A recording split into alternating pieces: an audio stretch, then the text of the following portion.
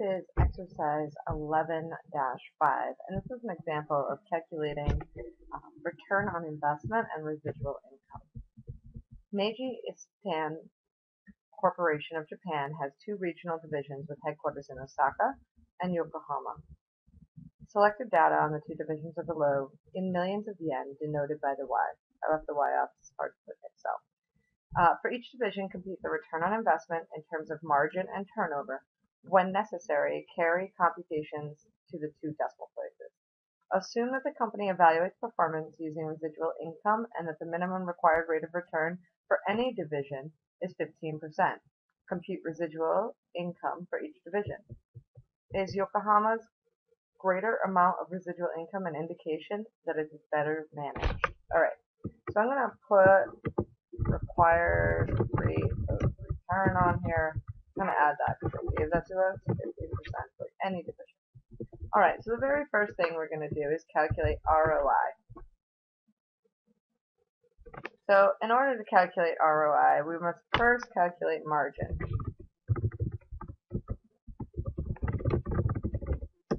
So margin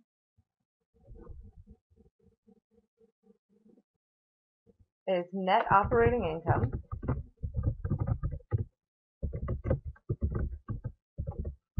divided by sales.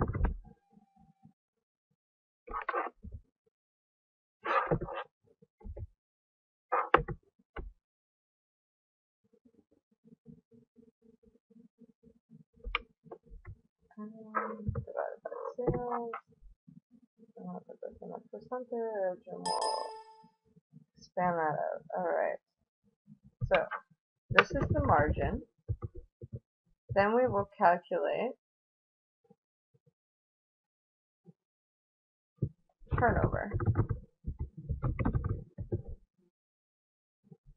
which is sales divided by average operating assets. So our sales number is 3 million. Our average operating assets are 1 million. I'm just going to drag this over for the second column. And our turnover equals sales divided by.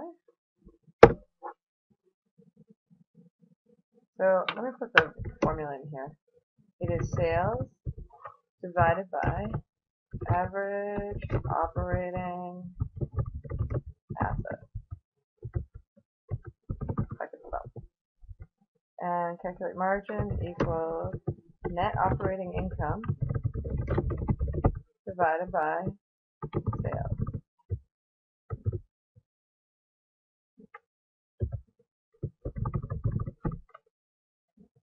So those are the two formulas we're going to use.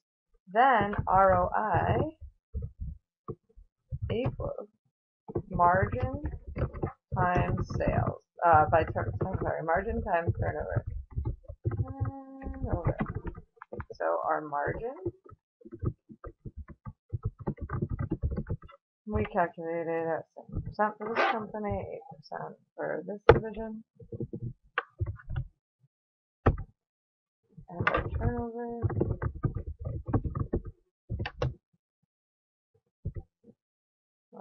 this formula over. We'll drag this formula over.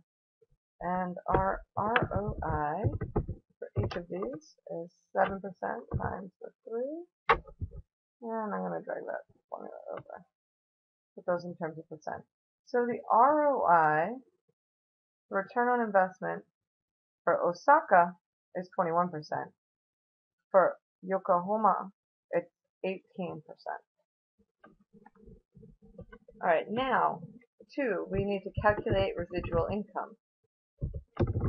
Step 2. Calculate residual income. Alright. So, first we must take the average operating assets. So we're going to do that. Average operating assets.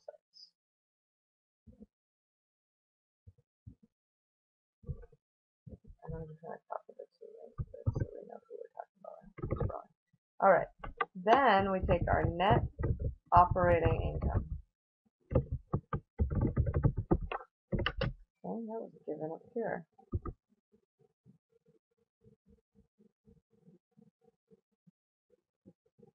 Our minimum, our required rate of return, minimum, was given at 15% on both of these.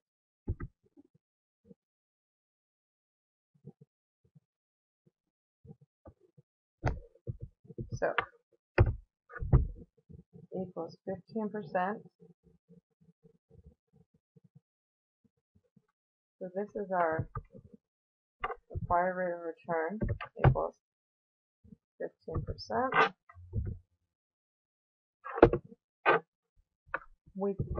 Then we find our minimum required return on average operating assets. Basically, we take this 15% and we times it by our operating assets. Okay. And then to get to residual income, it equals net operating income minus minimum required rate on average operating assets. So the 210 minus the 150, this is our residual income. Now, the final question says, because Yokohama has higher residual income, does that mean it's better managed? No, the division is simply larger than the Osaka division. And for this reason, one would expect that they would have greater residual income. Residual income can't be used to compare performance of divisions of different sizes.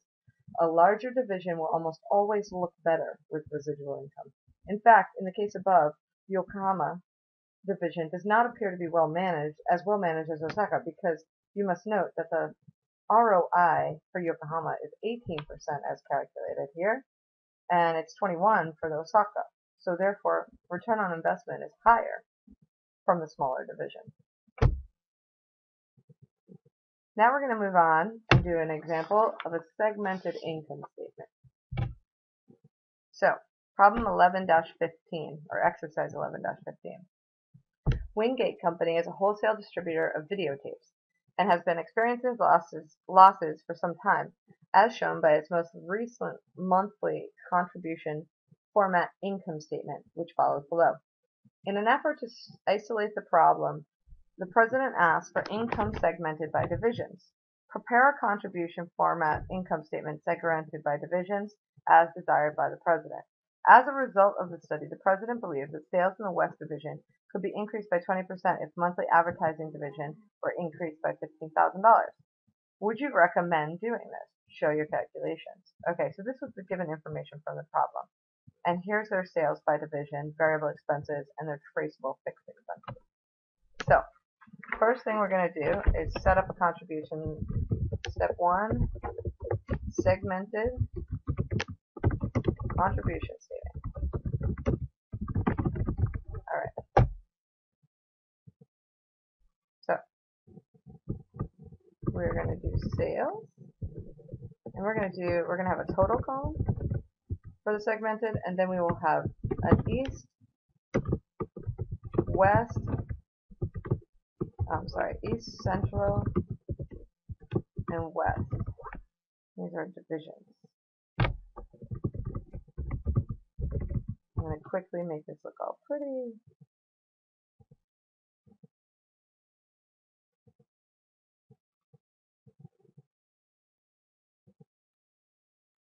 Alright.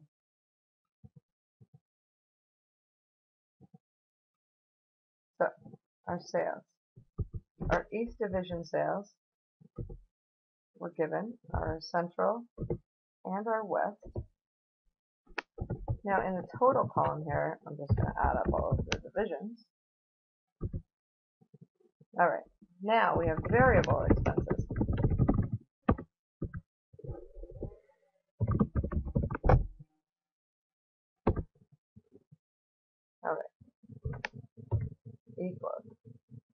62% times sales.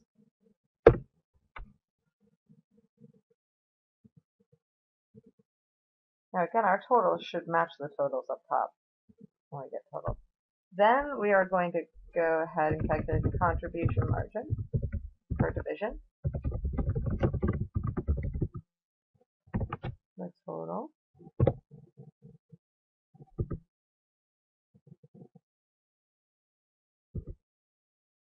Just going to drag this formula over to each division. Now we're going to take out traceable expenses. Traceable fixed expenses. These are any fixed expenses that can be directly traceable to a segment. And if that segment goes away, the fixed expense would go away. So, not all fixed expenses are traceable to a segment. So, they gave us the traceable fixed expenses for a segment. So we have 535, but our total fixed expenses up top were 625. So now we're going to do division, segment, margin. So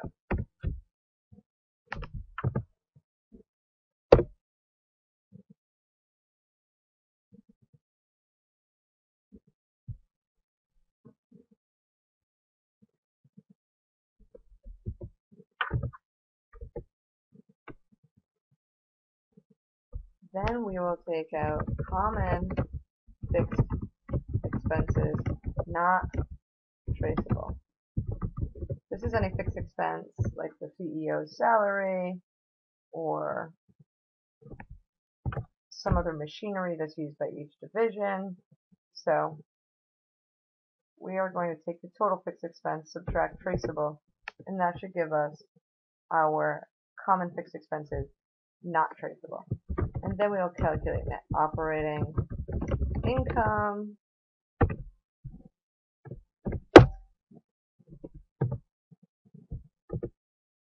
Which is actually a loss in parentheses here. And this is a segmented contribution statement. As you can see, this breaks out by division who's doing well and who may not be doing well. So part 2 says, as a result of a market study, West Division could be increased by 20% if monthly advertising in that division were increased by 15,000. Incremental sales increase to West.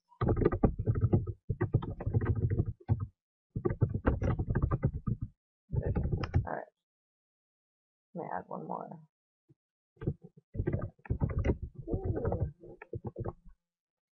Let's do here. All right. So we want to calculate the incremental sales division. So we want to find contribution margin for division. So we take our margin,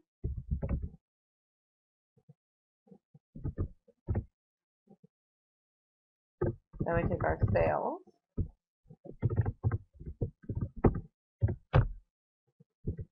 and then our CM ratio is margin divided by sales. So that's 60%.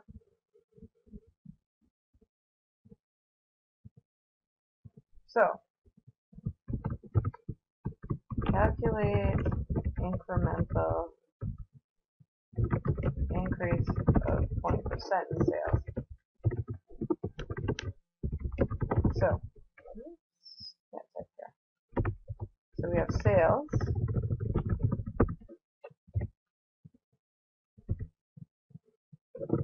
of sales,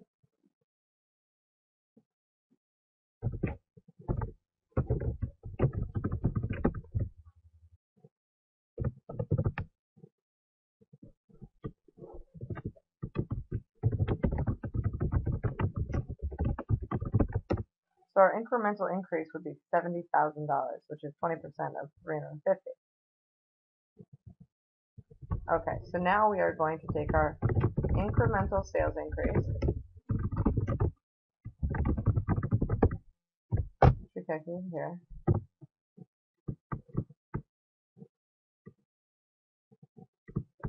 Times our contribution margin ratio, which is this.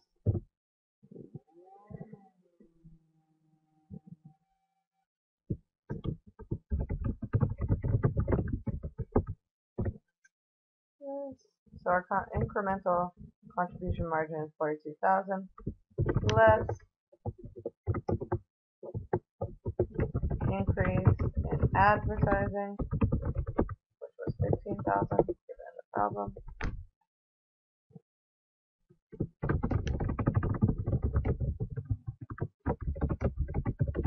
The net increase to operating income, if they could increase sales by 20% and spend 15,000 on advertising, would net the company 27,000 yen. Yes, the answer, or $27,000, sorry. Yes, the answer is that I would do this because we're netting money from that change. So I would make that change in the West. And this is an incremental income statement.